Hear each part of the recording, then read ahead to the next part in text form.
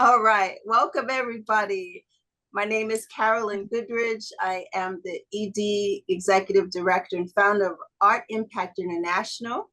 We're a nonprofit organization.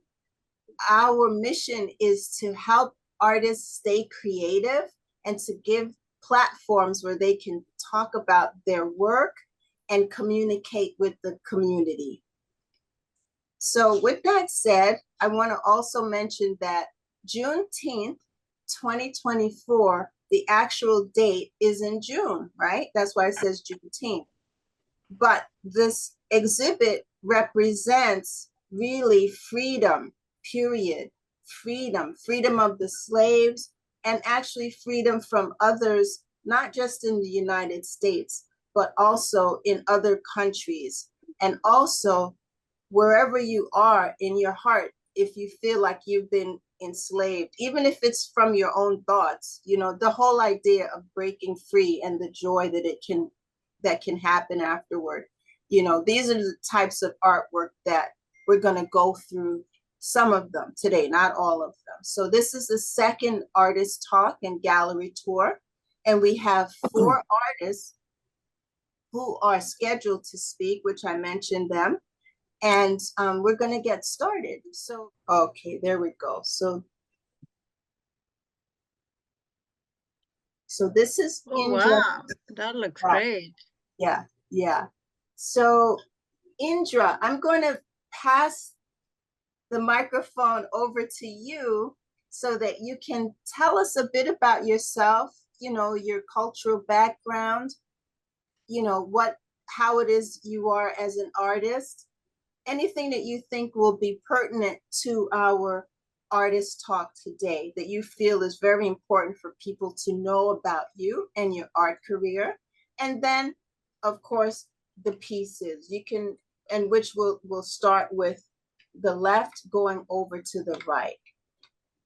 All right. Hello, everyone. I am Indra Persad Milowe. I was born in Trinidad, West Indies. Therefore, all my art seemed to be out of Trinidad, West Indies. I went to high school. I studied art, and then I went to University of the West Indies, and then moved on to London, where I trained as a nurse. So I worked as a nurse until 5 years ago when I retired, and then I decided to go back to full-time art. When I started art in the USA, I was very, very concerned because of the litigious society we have here. So there's no way anyone can say that I have copied their art because it's totally different. It's out of Trinidad. Even in Trinidad, it's totally, totally different. It's my version of Trinidad art. So my first painting was my grandmother's kitchen. And then I started doing festivals in Trinidad. And of course, Carnival is the most important festival in Trinidad. And this one is called Melvin, the Fancy Sailor Mask. And Melvin is holding a talcum powder on his hand and a dancing stick. And Carnival is also called Mass, M-A-S, short for masquerade. It is above all a remembrance and a celebration of the freeing of slaves. Some former slaves were able to become sailors and travel around the world, but they never forget their home countries and turn out for the annual carnivals to play Sailor Mass. The colors I use for this is the colors red, white, and black for the Trinidad flag. I wrote a poem about this, so I'm going to read this to you very slowly. If you're a lad or if you're a lass, you can play the Sailor Mass. If you can stand short, if you can stand tall, get on your costume for Carnival. Before they had machines that fly, swooping down straight from the sky. Folks came to see these islands on a boat, 'cause in the waters they can float. On deck, you sailors do be glad. Soon we'll be landing in Trinidad. And those of you down there will let you get off in Tobago. At Carnival, celebrate that you are free from the shackles and miseries of slavery. Still in our world are people in chains. They hardly enjoy the sunshine and rains. We vow to work in anywhere we can, free in each child, woman, and man. Only when each last one is free can real celebration surely be. So even though it's carnival and it's celebrations, it really goes into slavery. And this is the reason why I chose this painting. So I'm going to go on to the second painting now. The second painting is Jab Malasi. Again, it's from Carnival. So when I was 8 years old, I experienced Jab Malasi. I was awakened to nonstop whistles in front of our home in Curepe, Trinidad. I peeked out the window and I saw a band of blue mask players outside our game shouting, "Pay the devil, pay the devil." I was really scared and hid inside. My mother saw that I was afraid, so she gave me a handful of coins and said, "Throw the money for them." They picked up all the coins and moved over to the house next door. I was relieved. They leaped and pranced, smeared in blue paint and molasses, wearing wings, horns, and wire tails while carrying pitchforks. They all had whistles in their mouth that dramatized their movements, and they threatened to snare spectators unless they paid them off. Their dance and performance were accompanied by men beating empty biscuit and oil cans. They had metal chains around their waist, symbolizing the slave trade that finally ended in the 19th century. The combination of molasses and soot on their faces and bodies is a reminder of the arduous toil of the slaves in the fields, cutting the sugarcane and heating it over large fires to extract the molasses. Jab is the French patois for diable, devil, and molasses is the French patois for Malays, molasses. This is known as a devil molasses match, which is played annually in the Trinidad and Tobago Carnival. So there's a lot of history behind all these intricate parts of this painting. Wow. And the third one, okay, so that is the legacy of slavery. As we all know, chronic depression, anxiety, and post-traumatic stress disorder are triggered by various types of trauma. This could be physical, sexual, and emotional abuse. It also can be environmental oppression, such as slavery, indentureship, lack of a free life, live with justice and peace. Because of severe injustices, redemption can only come with genuine reparations to those wronged and to be present generations still suffering because of the past violence and oppression. Until we are all free, we are none of us free, Emma Lazarus, 1883.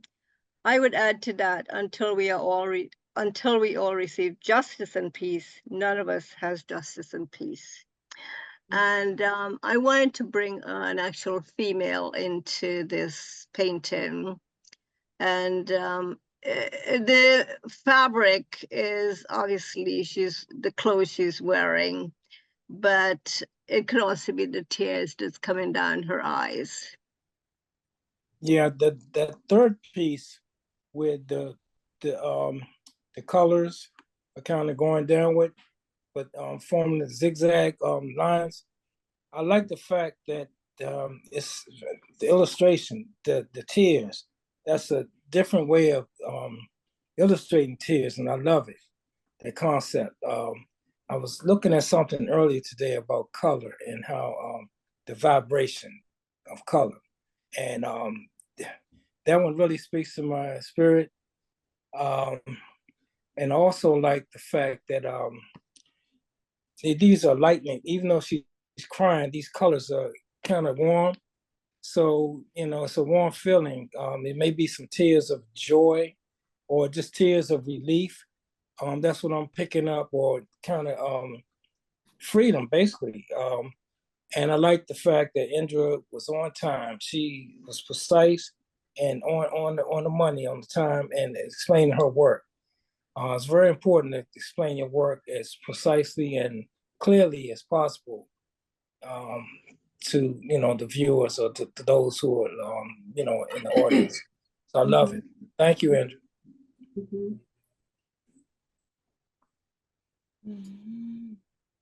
Indra?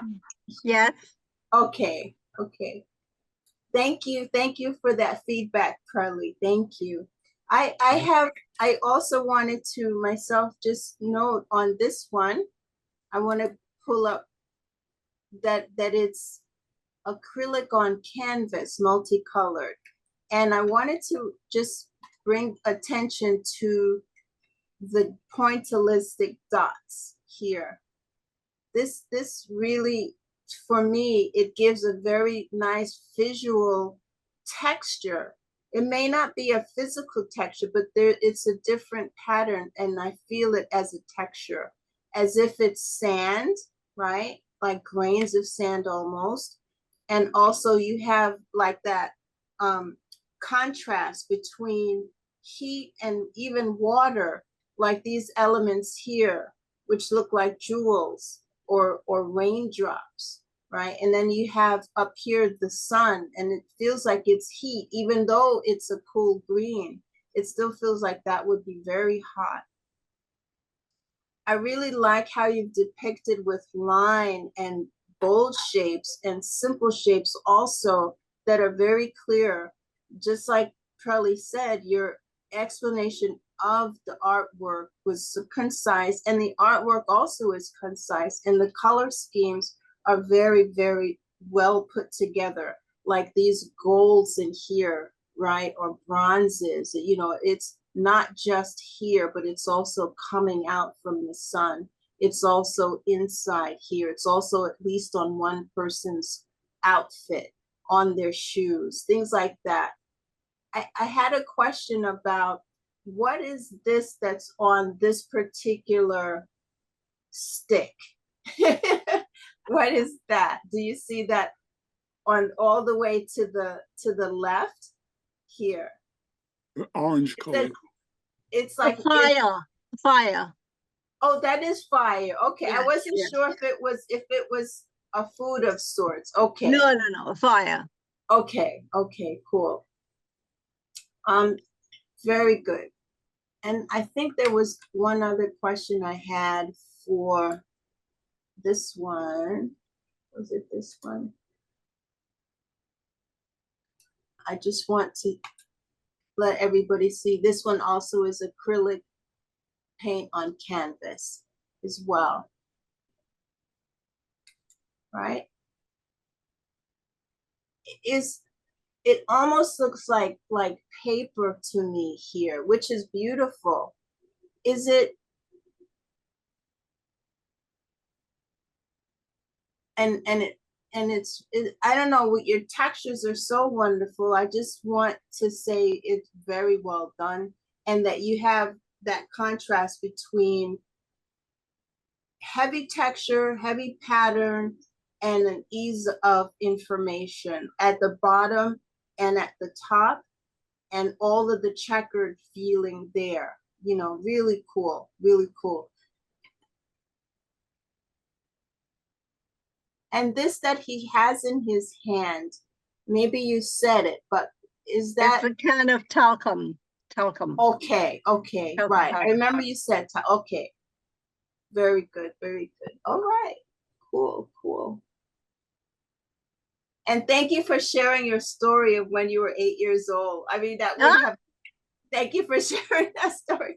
I mean, you would, of course, that would be scary. And then you were relieved when they went away. See, your mom knew what to do, right? Right.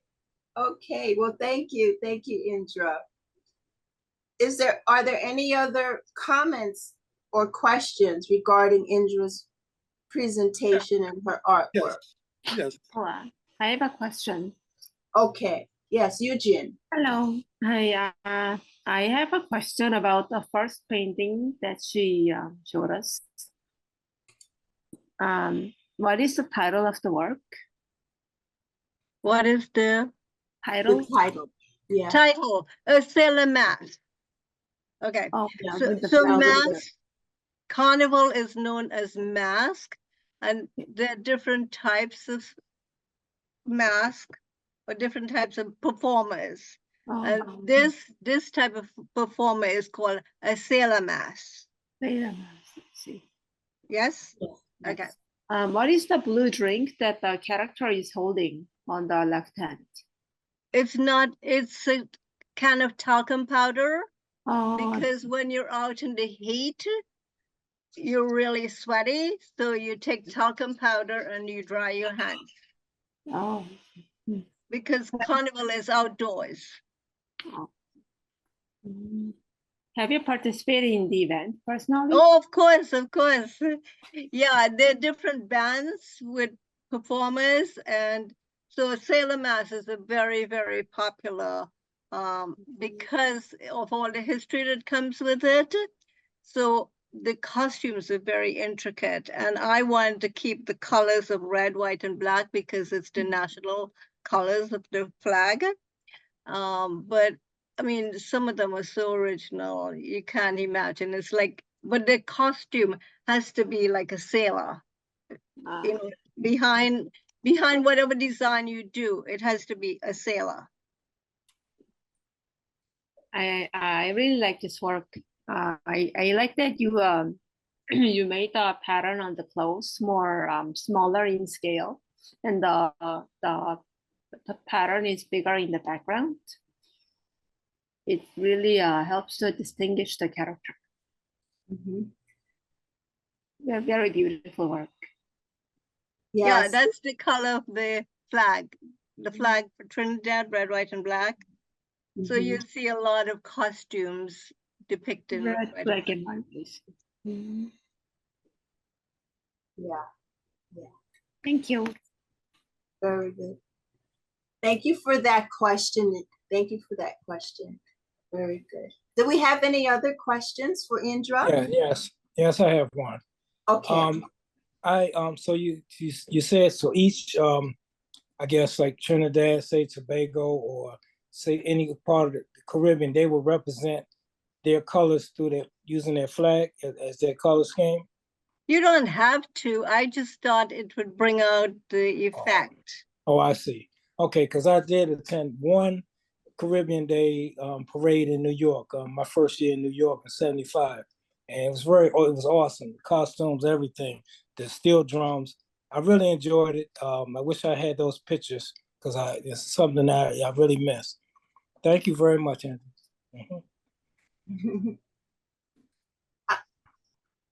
You guys may know I'm also was born in Trinidad. So yes, when my father was alive, we went, almost every year for Carnival, and I have so many videos of mass, and I've never myself gotten dressed up, right? But it was such a joy to see.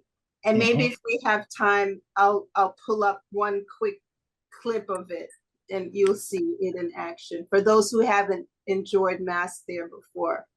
All right, do we have any other questions or comments for Indra? I have one more question, sorry. Yes. So in the middle painting, I'm really curious why the background is green at the top. Oh, that's a tree. Oh, that's a tree. Oh, I see. When I was saying what happened is when they went next door, they don't just go in front of your house to collect money, they climb up on your trees. Oh. I thought it looked like a fence. I was like wondering. No, it's the branches of the tree. Oh, is that a specific type of tree? No, I don't remember. It's the neighbor's tree. See, you throw the money for them. Once they get the money, they just move on. Oh. Oh, thank you. So they bribe you with noise, right? Yes. If you don't want the noise, to help them pass. That's wonderful, though. They're it's playful pranking, and these are the ones who are playing the musical instruments. It looks like, yeah, very nice. Cool. Any other questions for Indra? Yes. Yes. Hubert.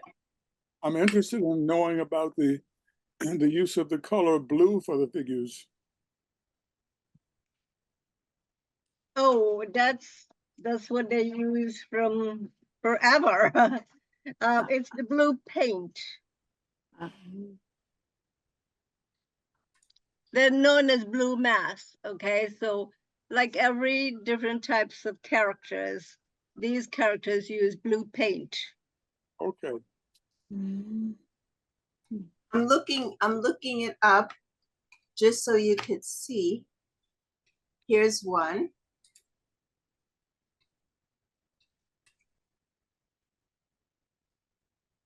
Oh, they're all blue, yeah.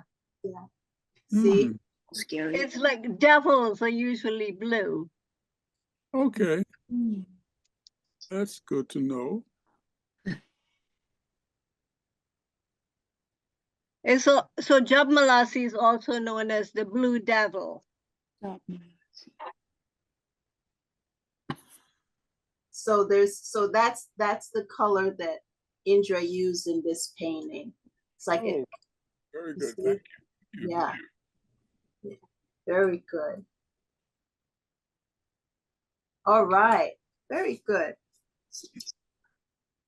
I will let Hubert introduce himself and talk about the cover of the albums now, and he can talk more about why these are on the cover of the orchestra's work, which was done by Edgar Redmond, right?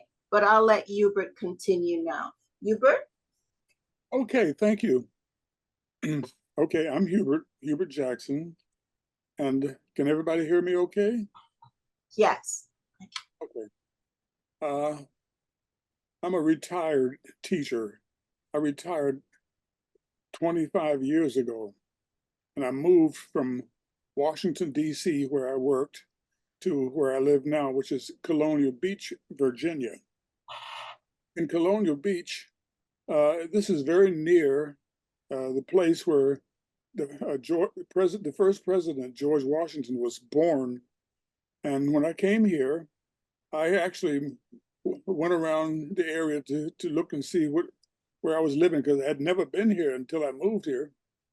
There's a place called Washington's Birthplace, and it's maintained by the National Park Service. And this it has a trail which I used to walk along, and I found out that on this particular property there are some old growth pine trees. So what I did was I like to use textures in my paintings, so I collected a lot of these chips, pine bark, and I used them in my paintings. On that particular painting, the one on the left, you can blow that up.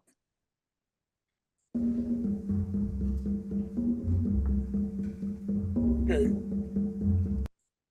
What I discovered was that there were a number of enslaved Africans who worked on this plantation, which was owned by George Washington's father. And that plantation was called Hope's Creek. I collected tree bark, and various things from that location, and I used them in my painting. It was sort of like a connection to the people who actually lived there, because the same vegetation, the trees, were actually growing from where these people lived and worked their whole lives. And so I like to use textures, materials that are very tactile, I would say. And I can see, you can see in the background, I like to use like the symbols of the horse and various things that remind me of the enslaved Africans who live there. The next piece, the one in the center, is called, the name of the painting is Charlie Wright. Now, Charlie Wright was an enslaved man, and at the end of during the early part of the Civil War, many Africans would leave the plantation and go to, and find refuge with the Union Army. And at this time, when Charlie Wright left Culpeper, he found his way to Brandy Station, Virginia, where he joined. He became what they call contraband, and those were escaped slaves who were taken in by the Union Army. But Charlie Wright had a lot of information that was very valuable to the Union Army. He had noticed that there were a lot of units, Confederate units, and amassing in Culpeper, and he told all of this to the commanders that he came in contact with. Washington, D.C. was the capital, obviously, of the United States, and the Confederate Army was bent on invading the North and taking Washington. But the Union troops, they were prepared for an invasion from the South into Washington, D.C. But the information that Charlie Wright came and brought to them was that he had noticed divisions and units of the Confederate Army moving towards the mountains of Virginia and the Shenandoah Valley, and the plan for General Lee and the Confederates was to go north, cross over into Maryland and Pennsylvania, and attack Washington from the north.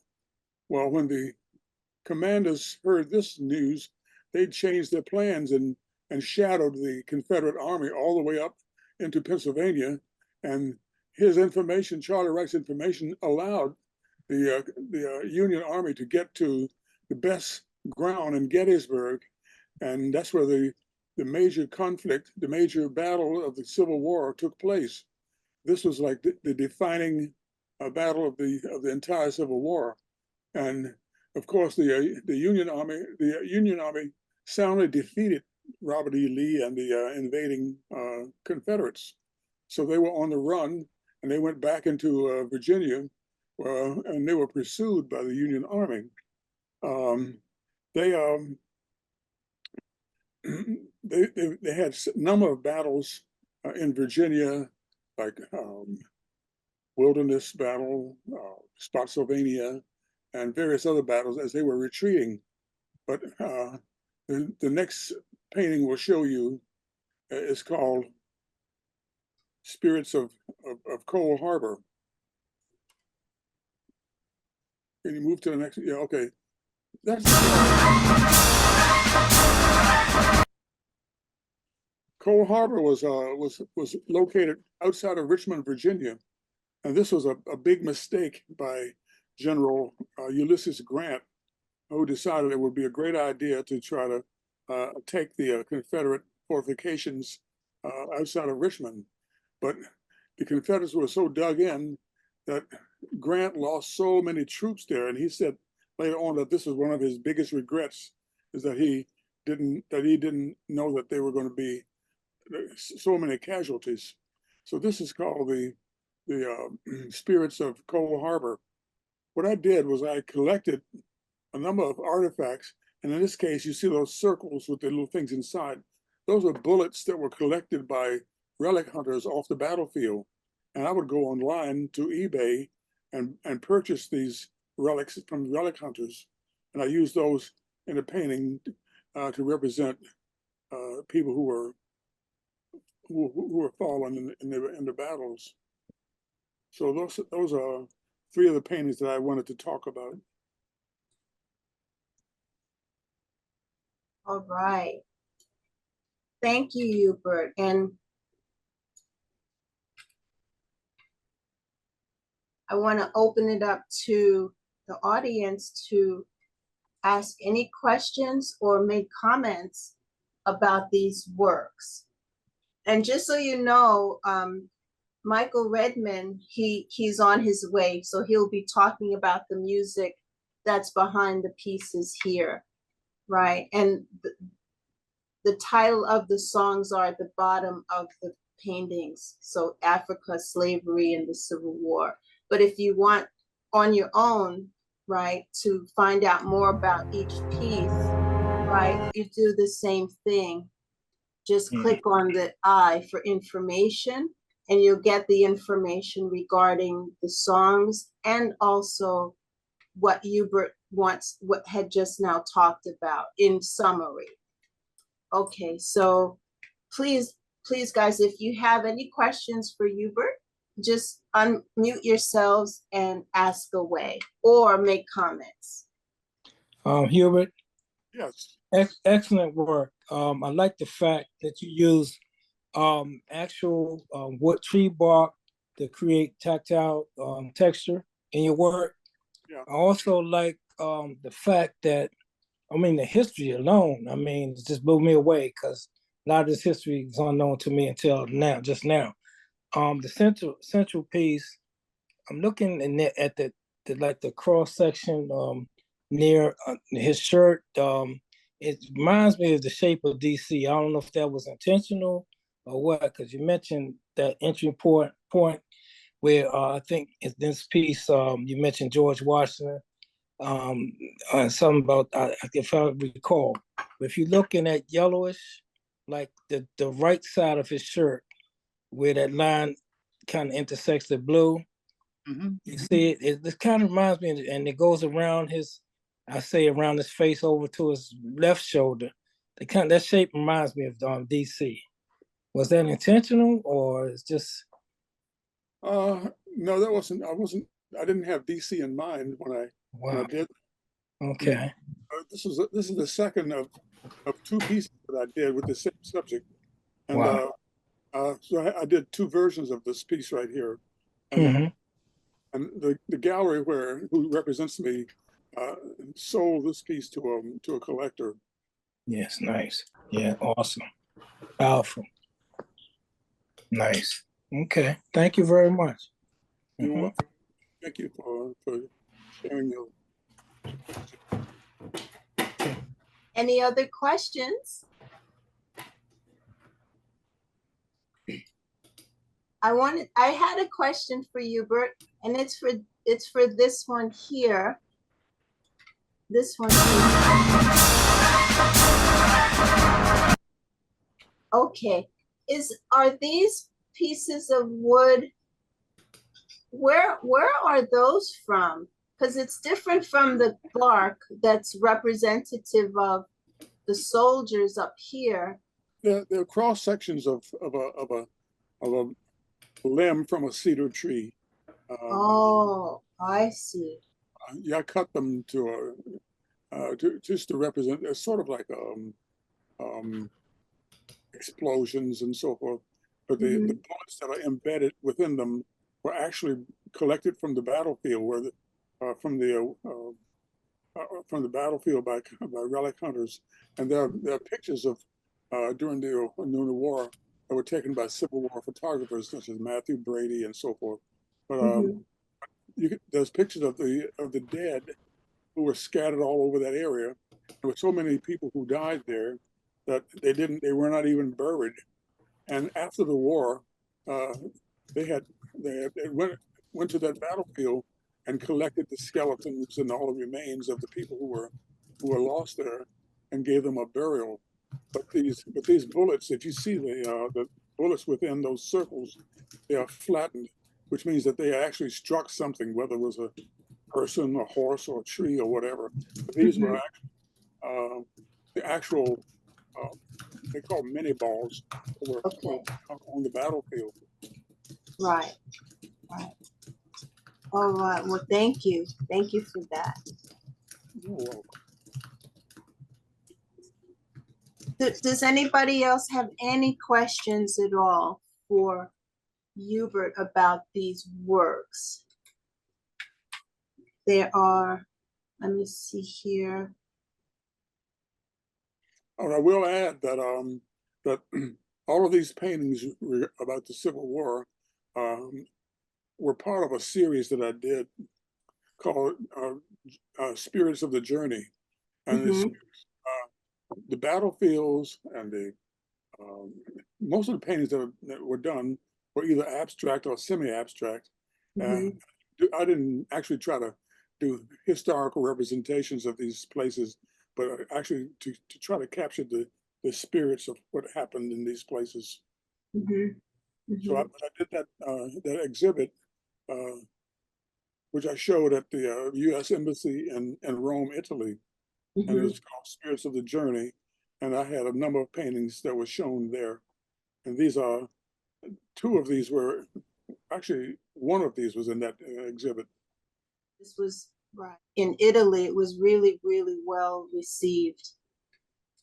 Okay. Any other questions, guys, for Hubert? This is Pat Smith. Hi, Pat.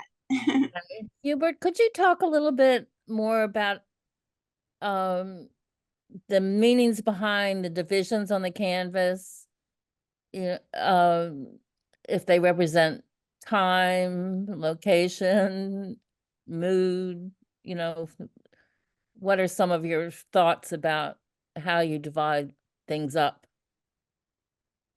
That one, the Spirits of Cold Harbor, there's rows of figures, and the figures are not, they don't have arms or legs. They're just sort of like the spirits of the figures who are there. And there's a row, the rows in the back, you can see like the light coming from the top. It's sort of like, I wanted something to look very spiritual.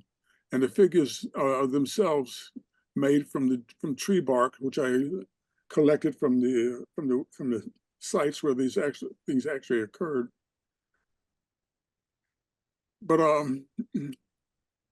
when I walk through these places, it's almost you're walking on hallowed ground, because you know that the vegetation and the trees and all of these things are actually growing from where people actually died and fell, and it's almost as if the trees themselves are the spirits of the people who were there.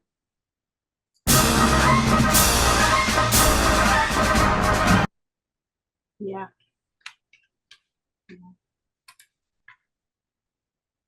Yeah, this one's the Battle of Cold Harbor. Yeah, Spirits of Cold Harbor.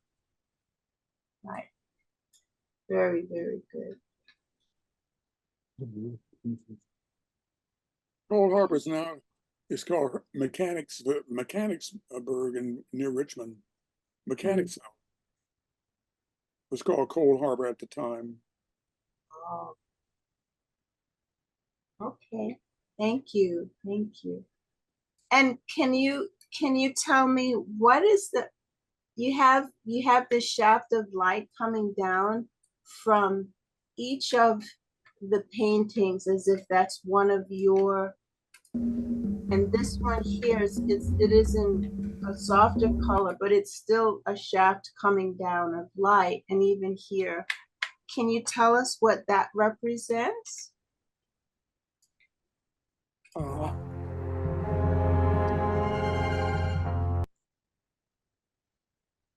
It's sort of like spirits from, I wouldn't say heaven, but from another dimension. I use that light, that shaft of light motif in a lot of my paintings that I did. And also you have the moon motif in each of them, right? This little dot here, usually. And this one is over here, I believe. But does that have a meaning to have the little dot, or is that a focal point? I just thought it looked good in the painting. Okay, cool. All right. Thank you. All right. So do we have any other questions for Hubert Jackson? Can I make a comment? Yes, Nancy. Sorry, I wasn't able to come sooner, but I'm so glad I can say something to Hubert. Hi, everyone. Your work, it's just so magnificent from an artistic perspective, and just what you said and the profundity of your thoughts and your heart. I'm always deeply moved by seeing your work. I've looked it up, you know. Thank you very much, Nancy. I want to thank you because I love it so much. That's it. Simply put, I just absolutely adore it. Oh, Thank you, Nancy. Thank you for those wonderful comments and feedback, heartfelt. You're welcome. And thank you for joining us. Nancy's all the way in Canada. Right. Cool, cool. Okay, any other comments, guys? I know we had some people come in not too long ago. Does anybody else want to just make any comments on these 3 paintings that's here? And I believe that Michael Redmond is going to be here soon. Yeah, I'm on now. Oh, you are on. Great, Yeah. great, wonderful, Yeah. wonderful. I want to thank Hubert for putting the visual to the music. Yeah. You know, Right. him and my dad seem to have a very spiritual connection, especially as related to Culpeper and stuff. So Right. I want to thank you for that. Cool. So before you go next, Michael, let's make sure there's no other questions or comments about technique or content for Hubert's paintings. Okay. And just so you know, guys, one of these sold during the show just because it was in the show. So I'm very happy to report that. Hubert, which one was that got sold? Sure. What show? This one. It was It was Margot Thomas who brought it, Dr. Margot Thomas. Was it this one? Oh, no, the one on the right. Ah, okay, okay. Very good, very good. Okay. By Yarnette Thomas. Carolyn, it looks like Bill was trying to say something. Is that right? Yeah, I'm going to have him speak next because he's going to be the one talking about. I just wanted to make sure that we were finished up with the artwork that's in front of each of the movements. Mm-hmm. Okay, all right. Michael, are you ready? Oh, yes, I'm here. Okay, so I'm going to let you talk about yourself, about your dad's work, and then we're going to listen to some, maybe a minute or two of each of the movements. Okay? Okay. Okay, right. So you go ahead. I'm Michael Redmond. I'm the son of Edgar Redmond, who's a composer, arranger, and orchestrator. And the music, or the piece of music, is a suite of music. It's an orchestral suite called Transition in Black. And I wanted to use the music, like I said, I've been trying to basically put visual to it. I'm hoping to put dance routines to it and spoken word to it, turn it into a multimedia art presentation. But Transition Black was four movements: Africa, slavery, the Civil War, and the transition. Now, I use the transition performance of the Budapest Scoring Orchestra for the art exhibit that we did for Black History Month. Mm-hmm. So I had these 3 pieces of music, didn't really know how I was going to use them in this. And I had asked Carolyn and Hubert, well, what if I submit the other 3 movements and then have Hubert put some visual to it? And that's how that came about. So like this is 4 movement suite: Africa, slavery, Civil War, and transition. And I thought, the Africa, the slavery, and the Civil War definitely tied into the Juneteenth theme or concept. So Yeah, I thought that was appropriate. And then, like I said, it gave me a chance to use all four movements between the Black History Month art exhibit and the Juneteenth art exhibit. And I'm just hoping to take this and continue to develop and expand it to, like I said, other aspects of art in terms of dance and spoken word and stuff like that too. So, can you, Michael, thank you for that. Can you tell us a little bit, just a little bit of history about your dad, about Edgar Redmond? Well, yeah, sure. He spent 12 years in army bands as a musician between 1948 and 1959 on the East Coast, and last stationed at Fort Hamilton in Brooklyn, New York.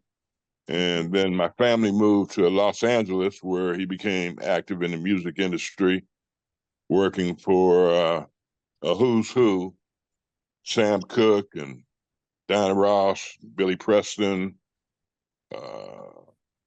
He was a consummate musician, so he would do everything, work in the capacity of everything from a music copyist to a session musician to composer to arranger to orchestrator.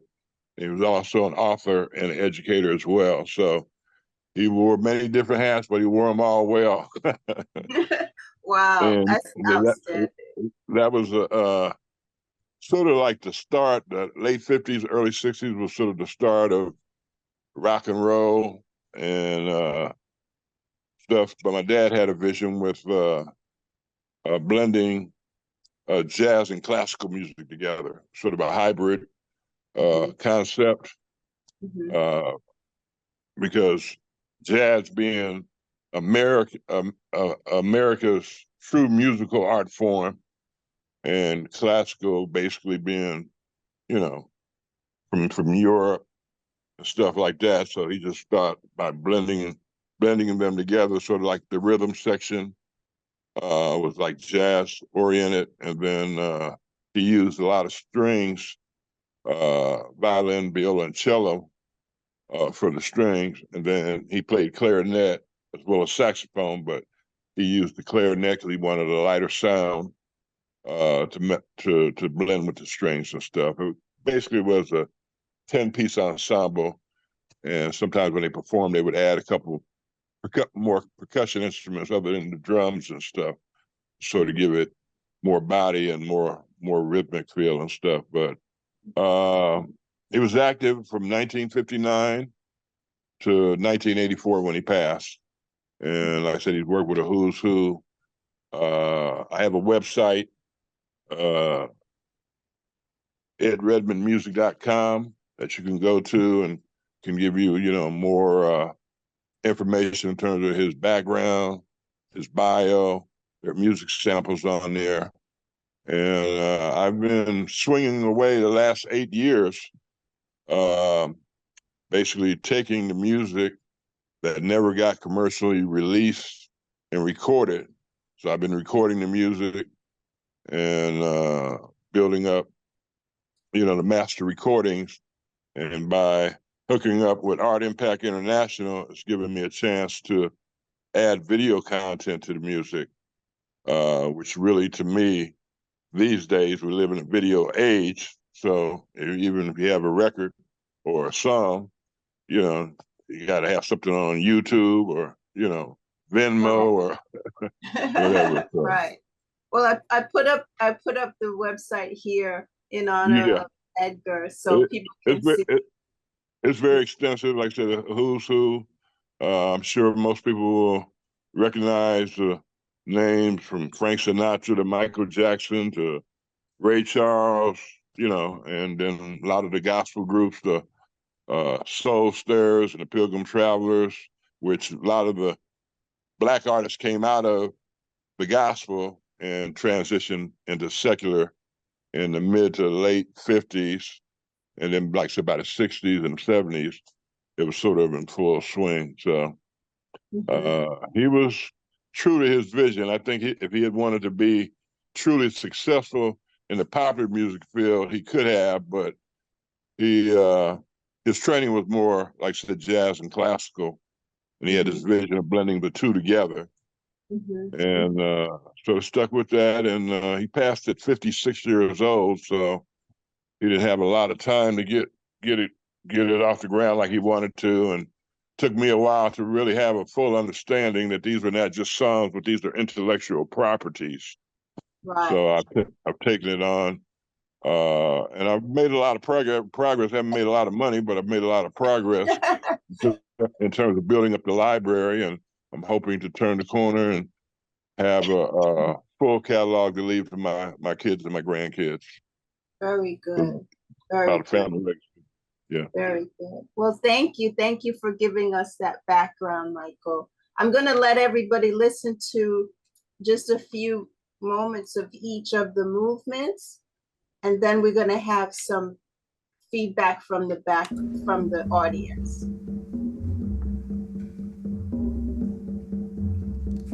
It starts off soft.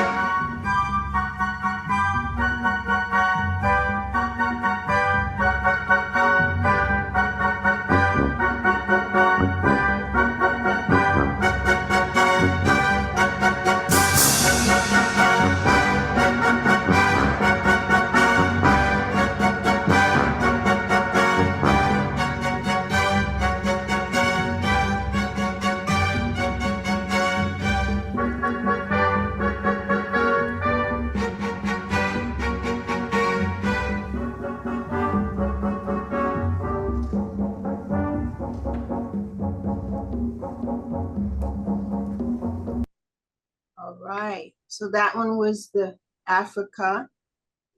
And the next one we're going to listen to is slavery.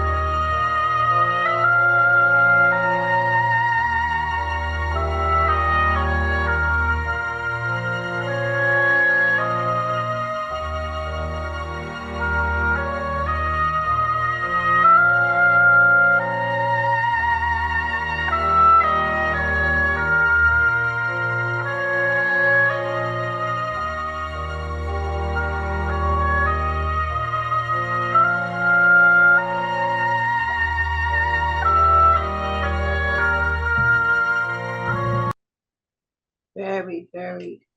I can't wait to hear the feedback from everybody from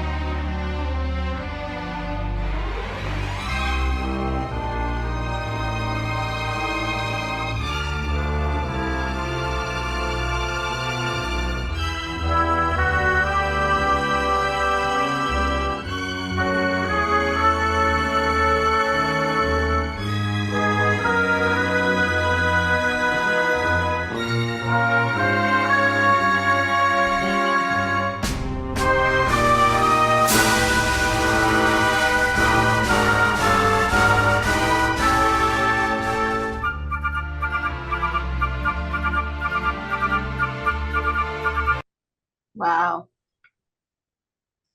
Okay. So I invite everybody to visit edgarredmondmusic.com and also to come back to the gallery and you could listen to the whole, but Yeah, so the total of the suite is about 15 minutes. So each song is 3 to 4 minutes. okay, got you. Okay, very good. Thank you. Thank you for sending me these. But the feelings of them, some were very hypnotic, and you could tell the feeling of the titles in the songs themselves. So it was really cool. I want to open the floor up to the attendees here to give you feedback about how it strikes them as listeners to the music, and or any other comment they want to make about your father's legacy and his history. So please, guys, you can unmute yourselves now if you want to say something. Please do. Michael, you already know that I'm very supportive of what you're doing to honor your dad's legacy, and I truly, deeply feel that he was a treasure and remains one, and his work should be brought forth as fully as possible. And I love the fact that you want to merge spoken word and dance and various things and just honor what it was that your father was trying to put forth. You know, I love the notion of the jazz and the classical together, and I really respect your father's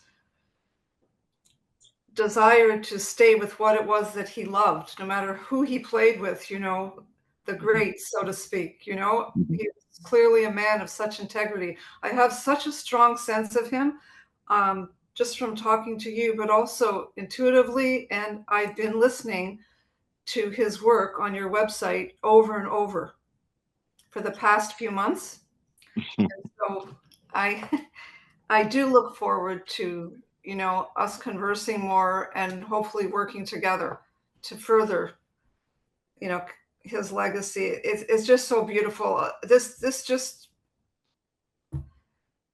left me almost speechless because of the depth of all of it, you know, juxtaposed with Hubert's work. But just speaking of the music itself, it was almost as if your dad was sitting here with us. You know, that's the feeling. His presence is so strong. So well, hopefully he's smiling down from heaven. He's smiling. He's smiling as widely as we are, for sure. Yeah, because I didn't know that I would be doing this. So it's almost like a miracle or miraculous from the standpoint that it took me a while to understand the depth and breadth of what I had. And like I said, you know, the artists always try to balance, you know, making a profit, you know, so they can pay their expenses and stuff like that, and being true to their vision. And I had just so much respect for him because I believe, like I said, he could have went the more commercial route, yes, like Quincy Jones or whatever, and probably made a lot more money. But he had his vision, and whether you want to call it, you know, very focused or stubborn or whatever, he stayed true to his vision. Matter of fact, he made his living working in the popular music field, but his true vision, or his true baby, as I call it, was blending the classical and the jazz music. Because again, jazz is really America's, you know, that's right, true musical art form. And it's not looked at, you know, on the same level as classical music. And it should be.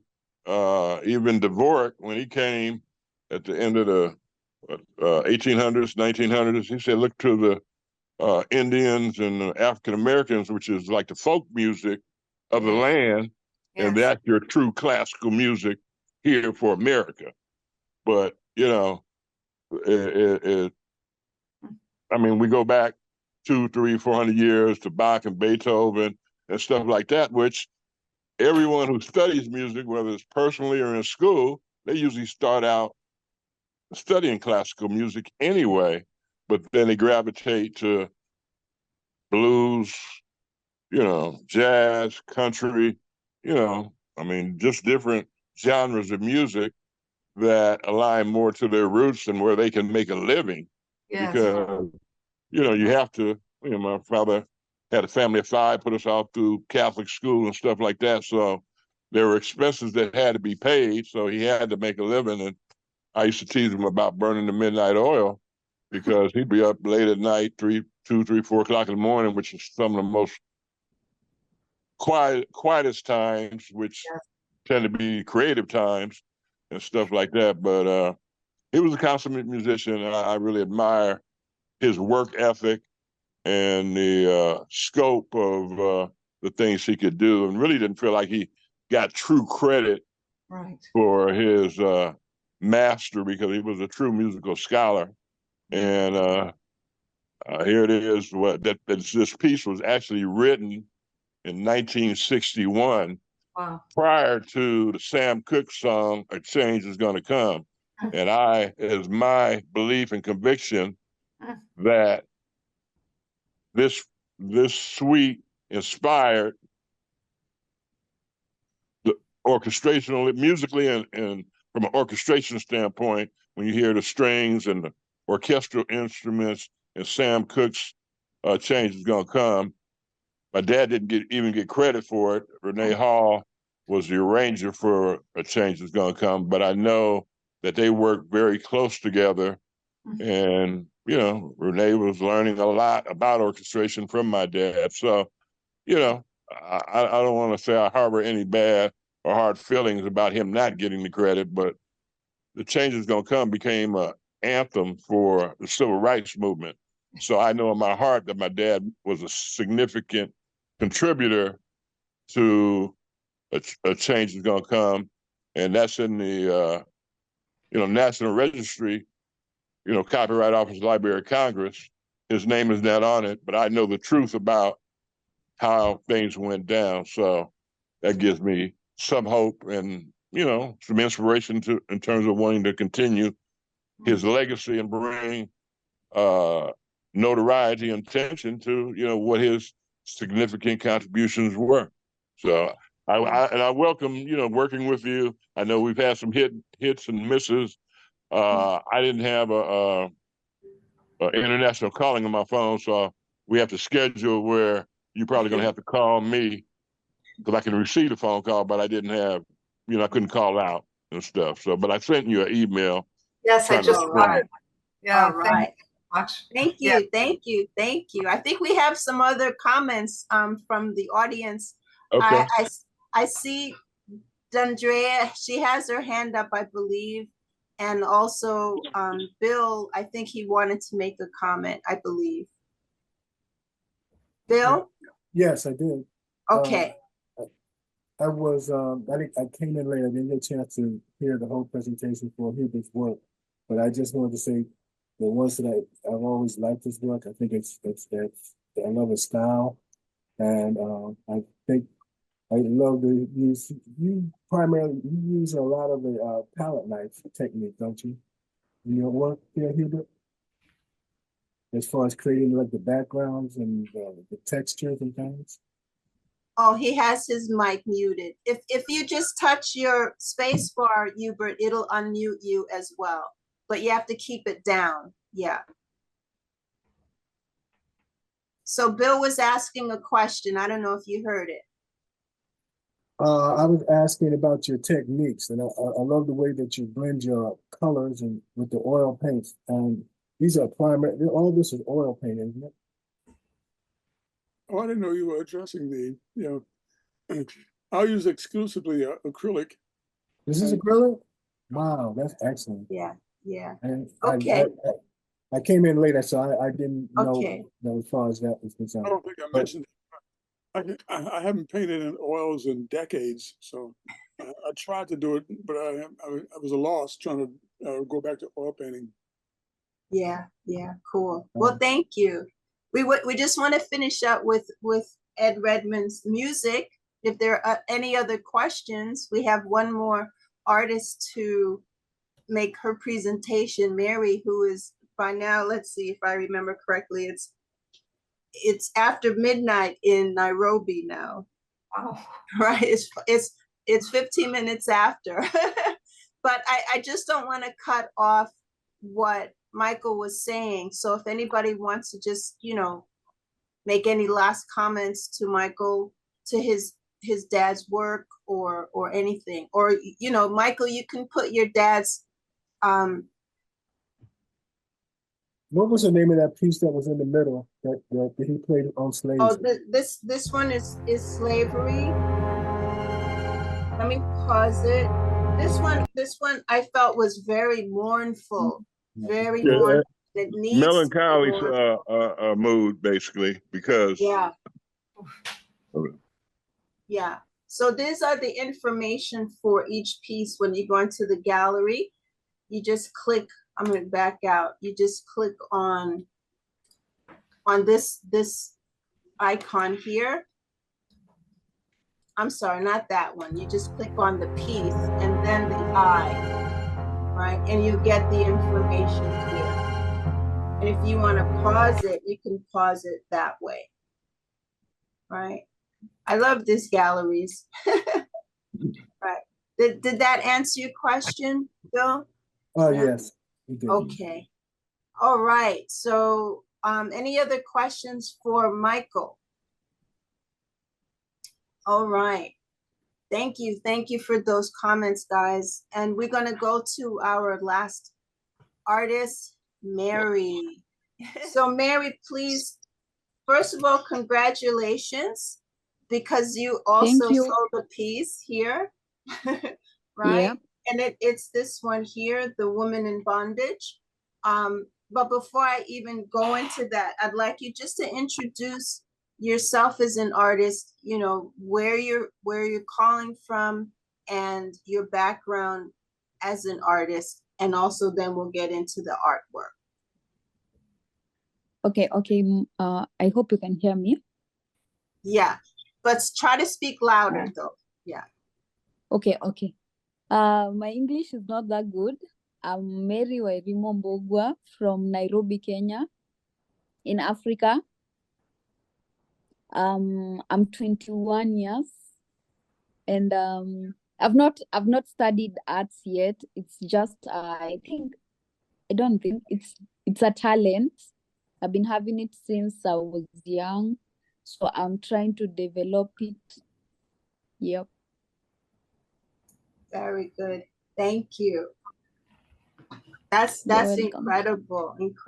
So you're a self-taught artist, and you started when you were young, and you've been developing it, and now you're 21, and you're doing very, very good work, and you got into our show here. Right? And you were sponsored, which was also very good. Yeah. And did you know that the person who sponsored you didn't even realize it was your work she was purchasing, which is such a coincidence. When I told her that, she was like, wow. Okay, so let's start with Woman in Bondage. And what I'll do, and also, so anyone who's not speaking, can you mute yourself so that we won't hear any background? So this piece is a 48 by 36 and a representation of a woman who is focused and determined, eyes not blinking, to achieve her freedom despite the challenges she is facing, the barbed wire. So that was the narrative that you sent us, and this is the piece here. So tell us about this. But very, very, very well done. But you go ahead. I'll give critique later. Okay. So I did this piece in last year. I was talking about freedom, where a woman is a representation of suffering, and the barbed wires,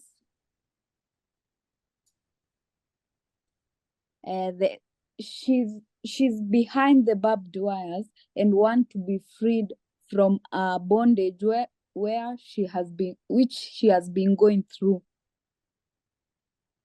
Yes. So the barbed wire represents it's just like a road she wants to cross. Mm-hmm. But she can't cross it because the barbed wire are crossing her. Mm-hmm. Mm-hmm. And the eyes meant the focus. She's so focused on crossing the barbed wire. Mm-hmm. So in short, she's in bondage and trying to get out of that bondage. Got it. Yeah. Okay. Thank you for that. And we'll get feedback from the attendees after this chat. Okay, and this one, let me just read it for you. This one is entitled, Finally, the Freedom is Here. The background is a representation of achievement of freedom after a long time of struggle, a closed cage. The birds are a symbol of people celebrating and enjoying freedom. And this is painting on fabric, 30 by 24. Very good. Okay, so you can. So this. Talk so about. This is an art. It shows these birds. These birds are representation of people. Okay, I usually use most of the times I use symbols like the cage, the bird, the sunlight. So let me start with the cage. The cage means that these birds or these people have been enclosed. So for the time they have been enclosed, they didn't have freedom. But once the cage was open, they found freedom and happiness, and they are going towards the sun, which is the bright future. Let's say the people, the birds represent the people. Got it. So these people are in slavery, but there's this person who came and removed them from the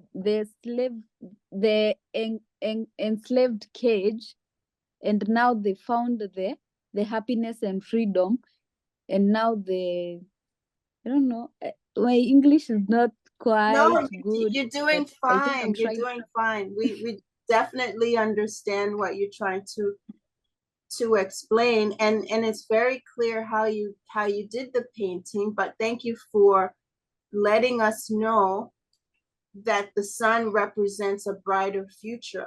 That was cool. Yeah. Very cool. So, and this last piece, I'll read it. I'll read the description you have. It's called The Power of a Woman. This woman is representing a country who has a bright future in her, the vegetation, and freedom, the birds flying from the cage. So let's look at this again. So you have again the birds coming in the cage and the vegetation inside. Very beautiful. So tell us more about this. So I used this woman to represent a country, or let's say a continent or a country where, mostly a woman is known as the definition of a home or a country. So I use the woman as a representation to me here as a country. So in her mind or in that country, there are people who are enslaved. Where they are enslaved in the cage. And there are people in the cage that is in that country. So when the woman sees a future, you see the yellow part here. I used it to symbolize the the freedom, which when the cage is opened, there is a freedom. So the birds are flying away from the enclosed cage. And the vegetation means that when when the cage was opened, that is when freedom was found. The vegetation started growing, the people are happy, and the animals, the birds, they are flying away to the air, and that brings back the woman. Okay. Bill, can you mute yourself? Because we can sort of hear the background. Okay. So thank you, Mary. Thank you. Can you, does anybody have any comments or questions for Mary for these pieces? Any feedback? Yes, Mary. First of all, I thank you Yes. for being on in such a late hour. Thank you. I love your work, your themes. I love your color schemes as well. But most of all, your work is very inspirational. I see a lot of, I don't want to let the cat out the bag, so to speak, but I'm looking at the two images on the right, the cages, and it's giving me some inspiration for some new works. That's all I can say. I just really thank you for sharing your work and explaining what the meanings of them. Wow, you did a very good job. That's all I can say. Thank you. You're welcome. Can you hear me? Yes. Can you hear me? Yes, Mary. Yeah.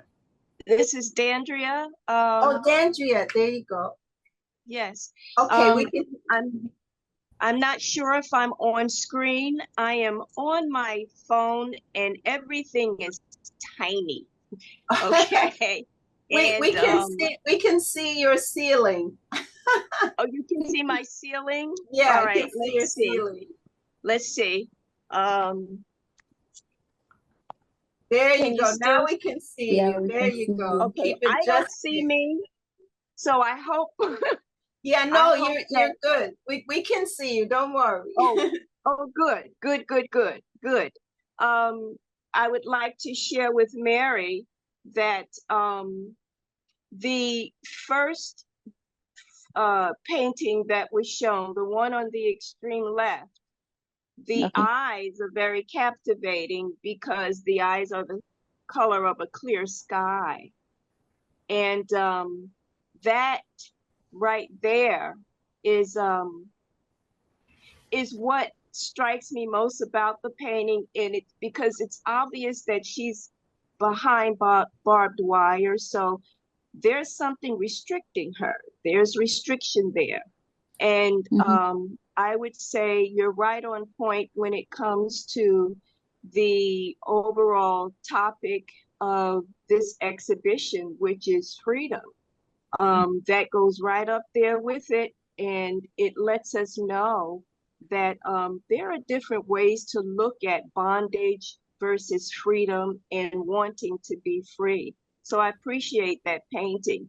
And the smudge on her face, is that smudge? Is that smudge on her face? What? On her Smudge, face, is right that here, smudge? like here? Or is the dark color there? Okay, it shows the suffering, so she's just closing or using her clothes. I don't know. Okay, the yellow. I think these are just shadows. I don't. I you see. mean over here at the top, where it's like dirt. The way she has suffered. That is dirt. Yes. Is that dirt? Yeah, it's that showing how she has suffered. Yeah. Yes. Okay. Well, the reason I point that out is because I think it's poignant of you to do that, to show that she's striving. And yet the colors you use, the yellow, her sky blue eyes, the colors around her are still communicating freedom. Someone who is still striving to be free. So I appreciate that painting. The Thank you. The one, you're welcome. The one on the far right, the last one we looked at. Yes. Yes. What is the title of it again? The power The power of a woman. The in power a woman. Yeah. Power in a woman. Yeah. Well, it's stirring. And it's stirring because the coloration on the inside of the form that you have there is, to me, represents sky, night sky, dusk, early morning sky, autumn sky. And then you've got what looks like little splatters of paint that looks like stars. Sparkles, And then you've got the bird cage, which represents her mind to me, and the bird flying out, freeing her mind. So the power of a woman, to me, lies in the ability to free their mind, and for everyone to be able to free their mind. And again, that painting is right in with the topic here, Juneteenth freedom, and I appreciate it. You did well. You did quite well. And if I may, before I sign out, if I may speak to Mr. Redmond, because I was not able to function my phone correctly here. I just wanted to say to Mr. Redmond in regard to the fantabulous music that your father composed.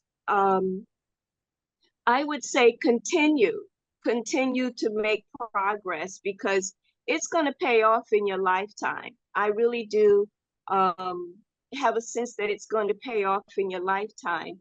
And with him starting, your father, you commented that he started in classical music, and then he began to, of course, show his own artistic wares. That's something that most artists do, so it's not new under the sky. But when they show their artistic wares and they stand out in such a unique way as your father has, that's really the proving ground, and that's really their legacy. I have a sense that you've got some really good stories to tell, especially when you mentioned that your father made contributions to that one and wonderful song, A Change Is Going to Come, sung by Sam Cooke. Yeah, you've got some stories to tell, so continue to bear witness, and that story is going to rise more and more. Cool. Thank you, Dandrea. Thank you. I thank you for that encouragement, because it's needed, and I want to do a documentary on him as well. Okay. All right. Let's not take up too much of the time from Mary. At the end of it, we can crisscross with outside comments. Okay. Thank you. And thank you, Dandrea, for that. I'd like to add something. Okay, Makara, go ahead. My first question is, Mary, where are you calling from, or where are you now? In Nairobi, Kenya. Oh, okay, in Kenya. This work has just blown me away. It's absolutely wonderful. And then when I found out your age, I went, whoa. So it makes me very happy to see it. I think you've accomplished a lot, and I want more of your work. And I think other people would want to too. But I was interested because there seems to be this thing of really wanting to be like a bird and fly away and go someplace else. Have you ever been to the States? I would really wish for that. Have you ever been to the States? No, I've never been outside Kenya. Yeah, and I've known people from Kenya, but it would be so wonderful. And I don't know, I wish I were in a position to figure out a way to get you over here, because I think that would be good for us, not just good for you, but for good for us too. And that one that was pointed out that it's on fabric, I could not believe it. That you actually did that on fabric. But all the pieces to me I mean, the idea of the colors, the content, the fact that you did them in your age and your location and your experiences, to me is I can show you some of them. I have some of my art here. I don't know if you have time. I can show you some of them. Is the fabric that you paint on, is it cotton? Yeah, you could show us. Oh, I have this one. It's fabric. yeah. Uh-huh. I have this one.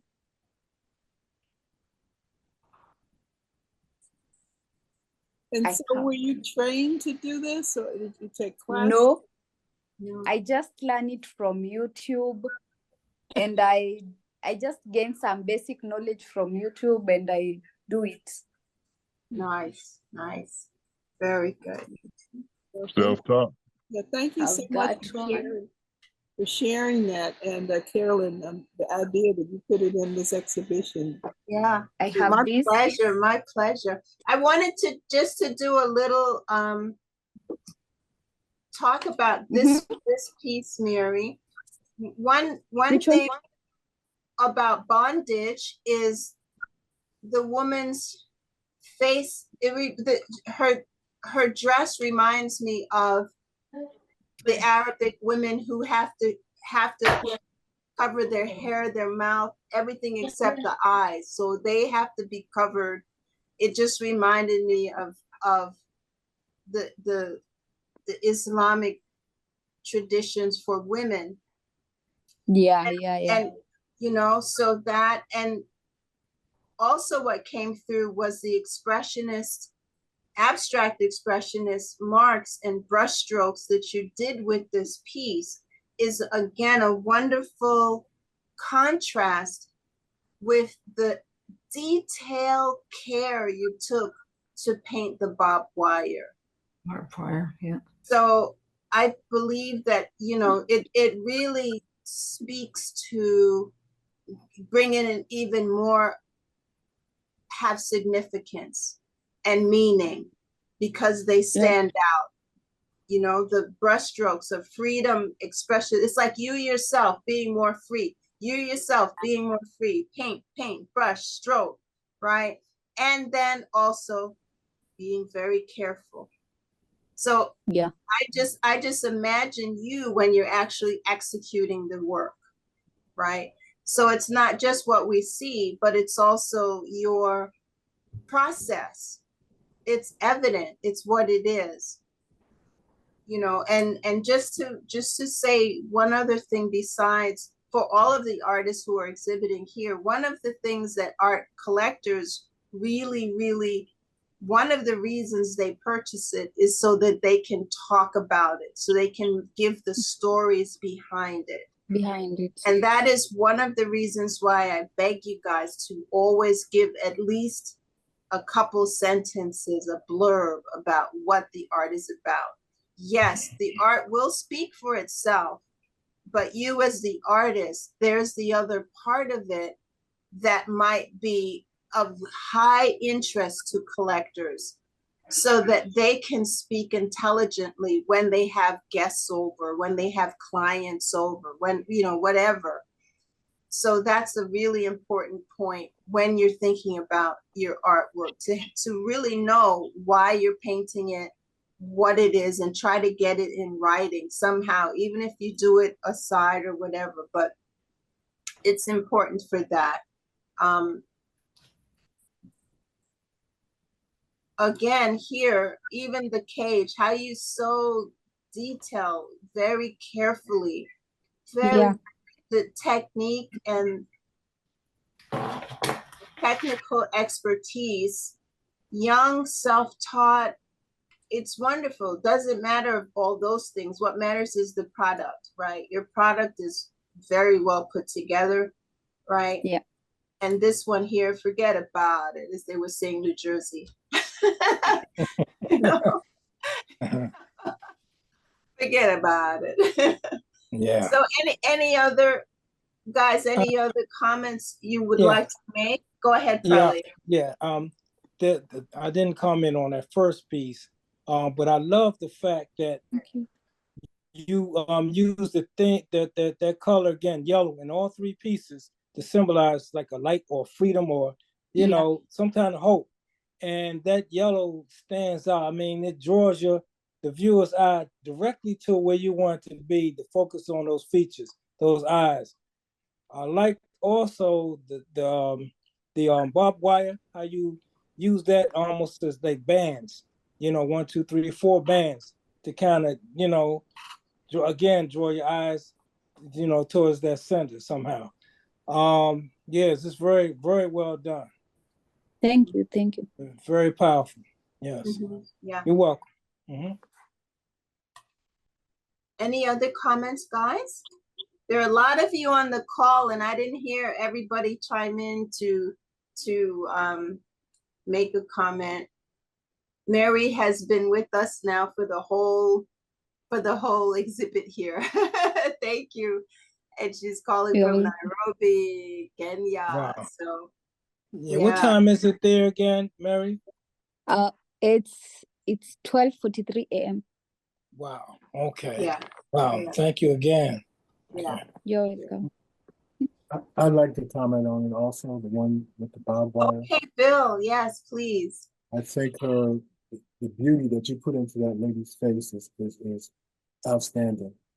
And the colors that you created in the background, you made it such a beautiful picture, but yet it's showing bondage with the barbed wire, and there's a lot of hope in those eyes. And the colors that you used are just phenomenal as far as how you constructed the colors around the outfit and the background. Fantastic. I love your use of colors in all your paintings, and keep up the good work. Excellent. Thank you. Thank you. Appreciate it. Yeah, very good. Nancy? Yeah. I was trying to bite my tongue. Mary, no, go ahead. You're up. Yeah, I wrote some things in the chat. Mary, your work, I wrote that it's so moving and evocative, and you're just so talented. And when I heard that you were 21, it just blows me away. Everyone else, we're all just like, yeah, amazing. And I say bravo. That's what I wrote. And I have the same feeling about you. I have a feeling I live in Canada. I'm thinking, how do we get you here? And yes, you should. That's my prayer. There's got to be a way to move you somehow just into North America so that we can embrace you and your work. I want to give you a huge hug and just tell you how fantastic you are. And thank you. It's a beautiful thing to see a young woman expressing what we women go through. My God, bondage and everything from being covered or forced to do so, not allowed to speak, not allowed to be who we are, all of what we are. You're capturing it in your art. Everything from like everyone has said, the technical ability with the barbed wire, the cage. It's not just the technical. It's the essence of it. You've spoken about freedom itself, and really, for me, you've said a lot about things that have happened to me in my actual life, and the desire to continue to be a free woman, to be able to be all of who I am. And that's what I wish for you. Thank you. Yeah. I really appreciate it. I really want to cry. You're going to make it. That's what's happening to me. I had to go down. I'm going to start crying because of you. I feel so good. It's a beautiful thing. Put it in your heart. Everyone here loves you. Yeah. Thank you. Thank you, guys. Yeah. Very important to have the support of each other. And all of you who have spoke up and given some good kudos to the exhibitors. I want to say thank you very much. I mean, I give you guys a platform and you use it. So I'm very appreciative of that as well, as is Mary and everybody here. So Are there any other comments about the works? Any of the works that we've talked about so far? And I see Terry is here. Hi, Terry Miller from Culpeper, right? I think she's getting, all right. Some, if you haven't had a chance to speak, oh, Michael, you're waving your hand. Did you want to say something? Yeah, I want to ask, excuse me, I want to ask Mary and really the rest of the artists, because I'm dealing in music, and I wanted to know, do they listen to music to inspire artwork and their paintings and stuff like that?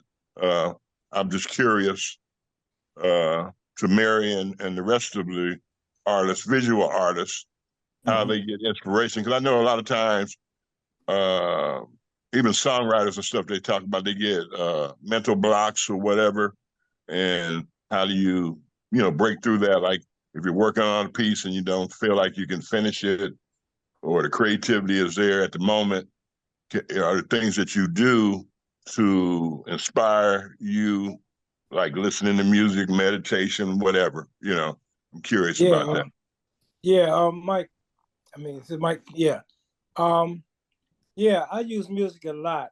Music, music and art to me is like hand in hand. They go hand in hand. And music sets a mood, just like art would set a mood, evoke emotion. So I feel that music is very important. You put on the right music, it sets you in the mood for whatever you desire, so to speak. So I agree that music is very important. As an important form of inspiration. I mean that goes without saying to me. Okay, thank you. Yes. Yes, thank you. Hi. Hi, Wendy. Yes, I'm finally coming out. Yes, for me, music sets a mood and creates creativity. And even the beat and the percussions and all the instruments inspire different things and different emotions. And the sounds create words and almost inspire me to paint. And also, when I paint, sometimes I put music and I dance because it makes me feel happy. And this is for me a big thing of my personality, because I am moody. So I need this to inspire me and give me a lift up and want to do more and more creativity. And music is, music's the soul. The blues, I'm sorry, and all this. And it's a shame that your father didn't get the recognition, which I feel is unjust and unfair. And this is part of life.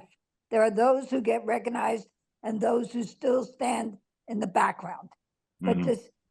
But with you as a son, I believe you're going to make him come out of the shadows and bring him to the light.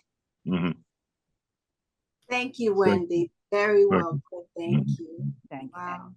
Wow. Yeah. Personally, I use music to draw. So like it gives me a nice mood and I get so much inspired. I first of all had your music, and I thought I could do a piece with that. It's so inspiring. Yeah, well, you're from Africa, so when I was thinking about it, when you said you were from Kenya, I said she could probably take this music and just do, that. a piece. So maybe we need to work on that. We should. Very good. Intercontinental collaboration. Very good. Yeah. They say music is an international language, so that hits Africa, that hits Canada, that hits North America, the Caribbean, Argentina, Brazil, everywhere. Right. That sounds like a great idea for a workshop. To put a certain song on and just have everybody create something from that particular song, then the next song and so forth and so on. Exactly. Right. I love that Very concept. good. Very good. Nice. Wow.